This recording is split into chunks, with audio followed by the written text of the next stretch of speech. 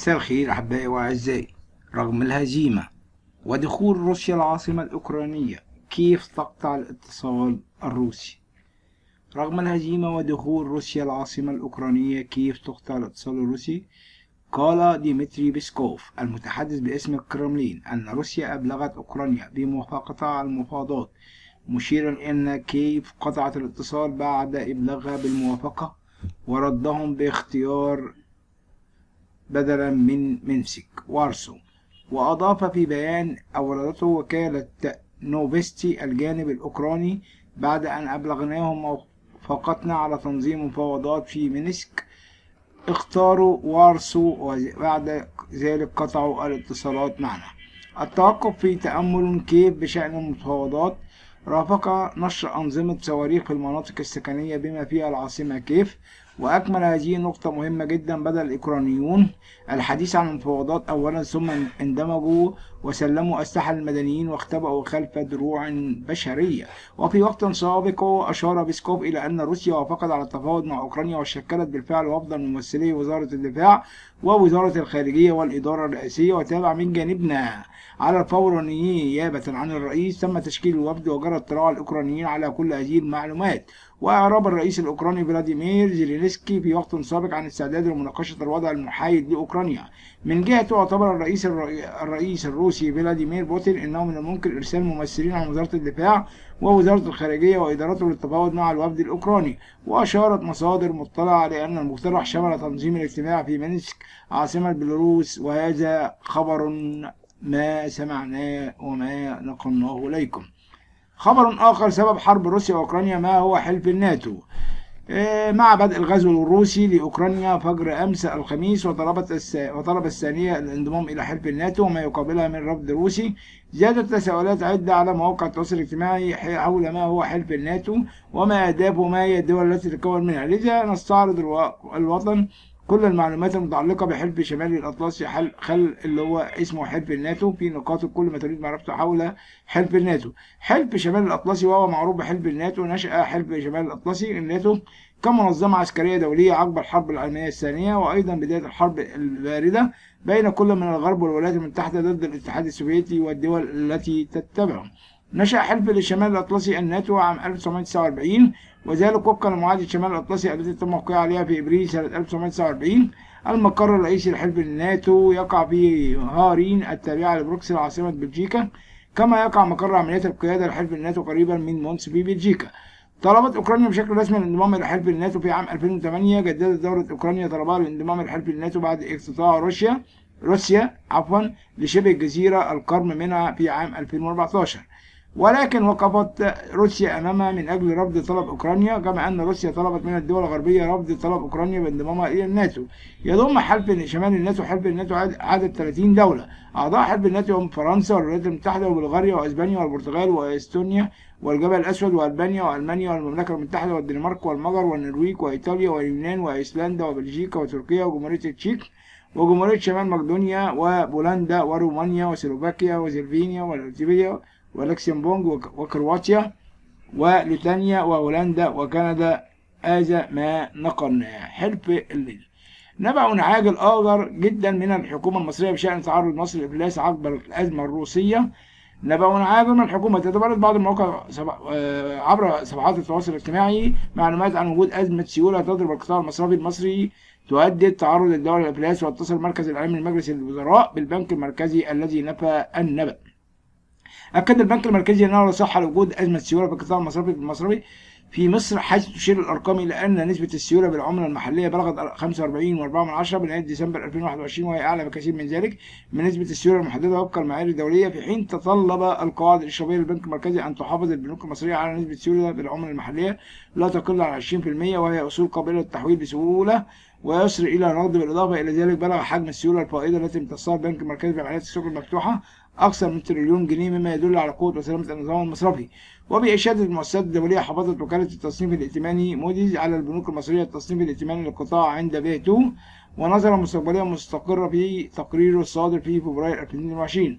نظم تقرير موديز للتصنيف الائتماني الصادر في فبراير 2022 نظرة شاملة للقطاع المصرفي في مصر، مشيدا بعدة نقاط بما في ذلك احتياطات رأس المال المرتفعة للبنوك. بلغت نسبة رأس المال من الدرجة الأولى 13.1 في سبتمبر 2021، وما توقعته الوكالة تظل مستقرة لحد كبير. واعتقد أن البنوك ستظل عالية السيولة، ويضيف التقرير أن أوضاع التمويل والسيولة ستظل مستقرة في البنوك المصرية، حيث تستفيد البنوك من التدفقات القوية لودائع العملاء مدعومة بتعميق الشمول المالي وتحويلات المصريين من الودائع الخارجية.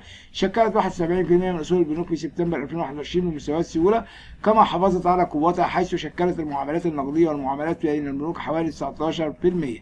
كما تراجعت القروض المتعثرة بشكل مطلوب في السنوات الأخيرة، واستقرت بشكل ملحوظ عند 4%، مدفوعة بالإجراءات التي اتخذها البنك المركزي لمواجهة آثار وباء كورونا. فضلا عن تحسن في إدارة المخاطر وحوكمة البنك المركزي والنمو السريع للقروض مقرونا بانخفاض مخصصات خسائرها، سيدفع من خلال زيادة ربحية البنوك. ويشير التقرير إلى أن الظروف الاقتصادية القوية دعمت سهولة وصول البنوك المصرية إلى العملات الأجنبية من خلال المودعين والمؤسسات الدولية وبنوك التنمية والاحتفاظ بالأرباح أثناء الوباء أدى إلى تعزيز رأس المال الاحتياطي للبنوك المصرية، بالإضافة إلى المبادرات الهادفة إلى تعميق التمويل، حيث يوفر التمويل العديد من الفرص التجارية للبنوك من نمو ائتماني يبلغ 20% للسنة المالية 2022، حيث ستؤتي مبادرات تعميق الشمول المالي ودعم قطاعات متعددة. وهذا ما نقلناه. أيضا في 8 أطعمة عليك الابتعاد عنها لعلاج بم المعدة وارتجاع المريء. ماذا عليك؟ إليك 8 أطعمة من الأطعمة لابد أنك تبتعد عنها لحمايتك من ارتجاع المريء وعلاج فم المعدة، وهي الأطعمة الدهنية والشوكولاتة والثوم والبصل والحمضيات. بعد ارتجاع المريء وارتداد الحمض من أشهر الأشياء المسببة لآلام فم المعدة، وهي من المشكلات الشائعة بين عدد كبير من الأشخاص بسبب زيادة حموضة المعدة. يمكنك التحكم في أعراض ارتجاع المريء بطرق عديدة، أسهلها تعديل عادات الأكل والنوم وتناول الأدوية عند الحاجة. يلعب تعديل نظامك الغذائي وعاداتك الغذائية دورا رئيسيا في السيطرة على أعراض ارتجاع المريء، وحاول تجنب الأطعمة التي تسبب لك الشعور بالحموضة. ذكر موقع كذا أهم الأطعمة التي يجب أن تتجنبها إذا كنت تعاني من ارتجاع المريء: الارتجاع الحمضي المزمن، الأطعمة المقلية، الأطعمة الدهنية بذلك منتجات الألبان، الشوكولاتة، الطعام الحار، صلصات الطماطم، الثوم والبصل، المشروبات الكحولية والقهوة والمشروبات الغازية والحمضيات. احتفظ بسجل الأطعمة التي تسبب لك المتاعب وتحدث مع طبيبك للحصول على المساعدة في هذا، وسيكون لديهم اقتراحات حول كيفية تسجيل الأطعمة وأوقات تناول الطعام في اليوم. وإذا كنت تعاني من ارتجاع المريء أكثر من مرتين في الأسبوع لمدة شهر على الأقل رغم اتباع العلاج والنظام الغذائي المناسب، لابد من زيارة الطبيب. شكرا ليك. أيضا قرار عاجل من محافظة الدقهلية بعد ما أسرع ممرضة داخل الأسانسير. ماذا حدث لهذه الممرضة؟ قرر محافظ الدقهلية عزل مدير مستشفى السنبلاوين العام، وذلك على خلفية سقوط أسانسير المستشفى صباح اليوم، ما أسفر عن وفاة ممرضات وإصابة ممرضات أخرى من العاملات بالمستشفى. كلف المحافظ المحاسب متولي عبد العال رئيس مركز ومدينة السنبلاوين والدكتور سعد مكي وكيل أول وزارة الصحة للانتقال لموقع الحادث متابعة الموقف أول بأول على الطبيعة من داخل المستشفى واتخاذ اللازم فورا. كما تقرر إحالة جميع المسؤولين عن مصعد المستشفى وتشغيله وصيانته إلى النيابة العامة للتحقيق وتحديد المسؤولية الجنائية والتأديبية. وفي السياق أصدر محافظ الدقهلية قرارا عاجلا بتشكيل لجنة برئاسة مدير إدارة الميكانيكية بمديرية الإسكان وعضويه مدير عام التفتيش والمتابعة من المحافظة وأعضاء مختصين من مديرية الصحة والقوى العامة والحماية المدنية وإدارة المصاعد بديوان عام المحافظة. وتقوم اللجنة بالمرور على جميع مصاعد المستشفيات التابعة لمديرية الصحة والمراكز الطبية المتخصصة والتأمين الصحي بنطاق المحافظة لفحصها على الطبيعة والوقوف على أعمال الصيانة الدورية لها ومدى كفاءتها وانتظام العمل عليها من خلال نوباتشات للتشغيل، على أن تعرض اللجنة تقريرها فور انتهاء عملها خلال 10 أيام من تاريخه لاتخاذ ما يلزم بشأنه حرصا على سلامة الجميع. كان مدير أمن الدقهلية تلقى الاخطار من مدير المباحث الجنائية يفيد بورود بلاغ من مأمور مركز السنبلاوين بسقوط أسانسير مستشفى السنبلاوين العام وبداخله 2 ممرضات. انتقل ضباط وحدة مباحث مركز السنبلاوين إلى مكان البلاغ والفحص بين مصرع ممرضة تدعى أمينة الإمام 32 سنة ومقيمة بحي الحوال بالسنبلاوين، وإصابة أخرى بإصابات بالغة وكسور وتقديم الإصابات لها. وانتقل مسؤولي مديرية الصحة بالدقهلية إلى مكان الحادث لبيان أسباب سقوط الأسانسير، ودلت المعاينة الأولية وجود قطع في الواير الخاص بالأسانسير والذي أدى إلى سقوطه، ويجرى فتح تحقيق بالواقع، وحرر ذلك المحضر اللازم وحيل النيابة العامة التي بشرت التحقيق، وهذا نقلا عن مصراوي. شكرا لكم أحبائي وأعزائي، وإن يا رب دايما تكونوا بخير وكل سلام وسعادة وسلام. ما تنسوش إن مصر دايما هتقف على رجليها، ومصر عمر ما حد يقدر يكسرها أبدا، لأن مصر هي الأمان، مصر هي كل حاجة حلوة. خلي دايما عندك أمل، خلي دايما عندك خير. كل سنة وانتم طيبين، احنا داخلين على الصوم الكبير، الصوم المقدس. يعني حاجة جميلة جدا جدا. هنتكلم عن موضوع تاني، وهو من الموضوعات الرائعة. لو انت يعني في عندنا طالب مصري في اوكرانيا يستغيث بالسيد الرئيس. لماذا هذا الطالب يستغيث؟ وجه على علي الخرساوي احد الطلاب المصريين في اوكرانيا رسالة استغاثة على الرئيس عبد الفتاح السيسي بسرعة إرسال طائرة من أجل عودة الطلاب المصريين في أوكرانيا بعد التطورات المتلاحقة الحالية. وقال الخرساوي في اتصال هاتفي مع الإعلامي مصطفى بكري ببرنامج حقائق وأسرار مذاع على فضائية صدى بلدي الجمعة اليوم: مش عارفين نشتري ماكينات الصرف الآلي فارغة من الأموال، وهناك انقطاع المياه والكهرباء. وأضاف: نرجو من الرئيس السيسي إرسال طائرة من أجل عودتنا إلى مصر، لأننا تعبنا وقلقين من صوت الصواريخ والمدرعات والانذارات. الطلاب المصريين في روسيا. ومن جانبه أكد الدكتور طارق شوقي وزير التربية والتعليم أن عدد المصريين في التعليم قبل الجامعي في روسيا أقل من 50، وفي أوكرانيا أقل من 10 طلاب. وأضاف أيضا الطلاب المصريين في أوكرانيا، وأضاف بمنشور له عبر صفحته الرسمية على موقع التواصل الاجتماعي فيسبوك أن الدولة ستيسر في تأجيل امتحانات الطلاب المصريين في الخارج، أو يتم إلحاقهم في المدارس المصرية إذا اختاروا العودة للوطن. حرب روسيا وأوكرانيا 2022. وأعلنت وزارة الدفاع الروسية بإحداث بيان لها عن نتائج الهجوم العسكري الذي تشنه موسكو على كييف، مؤكدا أنها أخرجت 74 هدفا من عن الخدمة من 11 قاعدة قوية في أوكرانيا. وفي السياق ذاته حذرت وزارة الخارجية الروسية الولايات المتحدة الأمريكية والدول الأوروبية أنه في حال فرضهم أي عقوبات ضد روسيا فإن موسكو سترد عليها بالمثل. عملية عسكرية شاملة. وبدأت روسيا عملية عسكرية شاملة في الأراضي الأوكرانية اليوم الخميس وسط تنديد أوروبي بتلك الخطوة. وعلى جانب آخر رفضت الصين على لسان المتحدث باسم وزارة خارجيتها عن وصف العملية العسكرية الروسية في أوكرانيا بالغزو. شكرا لكم أحبائي وأعزائي، وأتمنى يا رب تكونوا بخير، وإن شاء الله الأمور تهدى وتبقى الأحسن والأفضل. لكن بقول لك يا سيد الوزير، هو أنت كل اللي قدرت عليه إنك تقول إن إحنا نأجل الامتحانات لهؤلاء الطلاب؟ يعني أعتقد إن دي في أنانية. لو ولادك أكيد هتسعى إنهم يرجعوا بسرعة. دايما ربنا يعمل الصالح ويعمل الخير، وكل عام وانتم بخير. وبصلوات يا ربي كده وبداية الصوم الكبير الدنيا تهدى وتبقى الأفضل، ويا رب ابعد عننا الغلاء والوباء وابعد عننا كل شر. شكرا لكم أحبائي وأعزائي، وأتمنى لكم الخير والسلام، وسلام الرب يكون معكم أمين. وما تنسوش تشتركوا قناتكم قناة الملكة والأمير. صباح الخير أحبائي وأعزائي، كل عام وأنتم بخير. عشان الأول نقول ربنا يستر على الدنيا كلها دلوقتي بعد النزاع الرهيب بين أوكرانيا وروسيا، وهنعرفكم إيه سبب الخلاف وإيه سبب بدء الحرب. الحقيقة قبل ما ابتدي في القناة أو قبل ما ابتدي في الحوار، ما تنساش تشترك في القناة ولايكاتك وتعليقات الجميلة. لا يعلو أو لا صوت يعلو فوق صوت الحرب، هكذا يرى الرئيس الروسي فلاديمير بوتين، وهكذا فعل صباح الأمس عندما استيقظ العالم بأسره على أنباء سماع انفجارات في أوكرانيا وبدء عملية عسكرية روسية في الأراضي الأوكرانية. طب إيه سبب الحرب أو النزاع بين روسيا وأوكرانيا؟ الأزمة بين روسيا وأوكرانيا تعود لجذور تاريخية ومتأصلة منذ الدولة السلافية الشرقية المسماة بكيف روس. وروسيا حتى الآن لا تجد أوكرانيا إلا امتداد تاريخي وجغرافي ليها. يعني هي شايفة أن أوكرانيا دي هي روسيا. ويحمل تاريخ البلدين اتفاقات وانفصالات متعددة بين البلدين من قبل إعلان الاتحاد السوفيتي، والذي ستجد روسيا أن أوكرانيا لعبت سببا أصيلا في تفكك روسيا.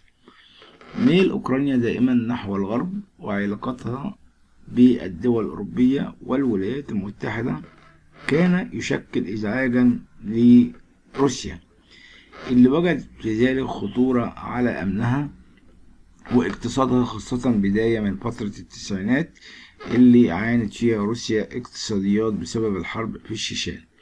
القوات الروسية. وفي سنة 2003 بدأت أول أزمة كبيرة بين البلدين عندما أعلنت روسيا بشكل مفاجئ بناء سد في مضيق كريتش باتجاه جزيرة كوسا توسيلا الأوكرانية، فيما اعتبرت أوكرانيا أن هذا الفعل تعسفي لإعادة ترسيم حدود جديدة بين البلدين.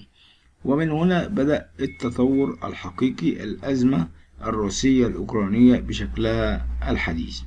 وفي سنة 2008 أخذت الأزمة اتجاها آخر بعد محاولة الرئيس الأمريكي إنذاك جورج دبليو بوش ضم أوكرانيا وجورجيا إلى حلف شمال الأطلسي الناتو، لكن روسيا قبلت ذلك باحتجاج الرئيس فلاديمير بوتين الذي أعلن بشكل واضح أن روسيا لن تقبل الاستقلال التام لأوكرانيا. القوات الروسية. أوكرانيا لم تنجح في الانضمام للناتو بعد تدخلات ألمانيا وفرنسا لعدم خلق أزمات، لكنها استعاضت عن ذلك باتفاقية تعاون مع الاتحاد الأوروبي، وهو ما دفع روسيا لتضييق الخناق عليها اقتصاديا. وفي أعقاب ذلك وبسبب اضطرابات سياسية في أوكرانيا روسيا اتعمدت على ضم جزيرة القرم الغنية بالثروات، وهو ما أثار ضجة عالمية منذ عام 2014. لماذا ترفض روسيا انضمام أوكرانيا للناتو؟ ليه؟ السبب الرئيسي للأزمة الحالية الرفض القاطع الروسي لانضمام أوكرانيا ضمن حلف الشمال الأطلسي الناتو. وبدأ الرئيس فلاديمير بوتين منذ شهر ديسمبر 2021 بتوجيه رسائل للولايات المتحدة الأمريكية بشكل علني ألا تسمح بانضمام أوكرانيا إلى حلف الناتو أو تتلقى مساعدات عسكرية، لكن الحلف لم يرضخ لهذه المطالب وسعى حسيا نحو انضمام أوكرانيا.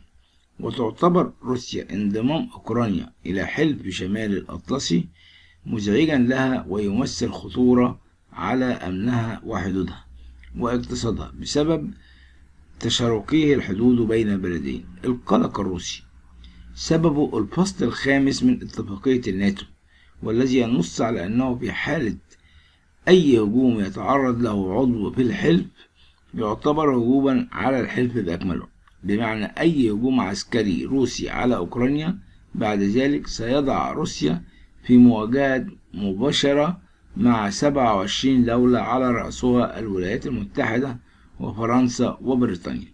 بدأ الرئيس الروسي فلاديمير بوتين بتحويل تهديداته إلى أفعال بعد نقل قواته العسكرية إلى أوكرانيا والتأهب لشأن عملية عسكرية بداية من شهر فبراير الحالي.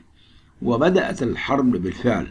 أفادت وكالة انترفاكس صباح اليوم بوقوع هجمات صاروخية على منشآت عسكرية في جميع أنحاء أوكرانيا، وبأن القوات الروسية قامت بعمليات إنزال في مدينتي أوديسا وماريبول الساحلتين في الجنوب.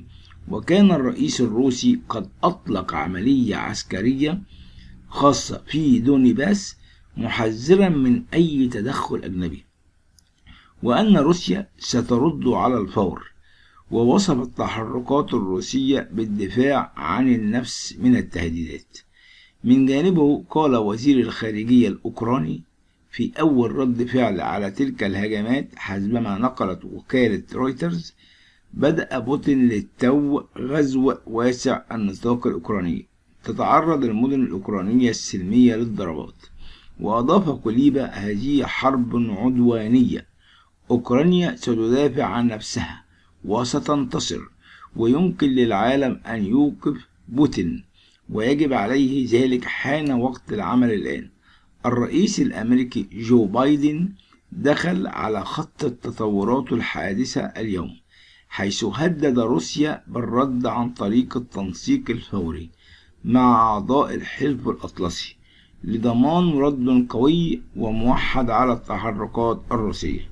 وأوضح بايدن أن روسيا وحدها هي المسؤولة عن الخسائر الكارثية للأرواح والمعاناة الإنسانية التي ستحدث. وقال إنه سيراقب الوضع من البيت الأبيض ويتلقى تحديثات منتظمة من فريقه للأمن القومي. ويجد مراقبون أن الحرب الروسية الأوكرانية لن تقف عند حدود البلدين، بل إنها لها تأثيرات عالمية على مستوى السياسة والتحالفات والاقتصاديات، فيما يشبه حرب عالمية ثالثة في الانتظار.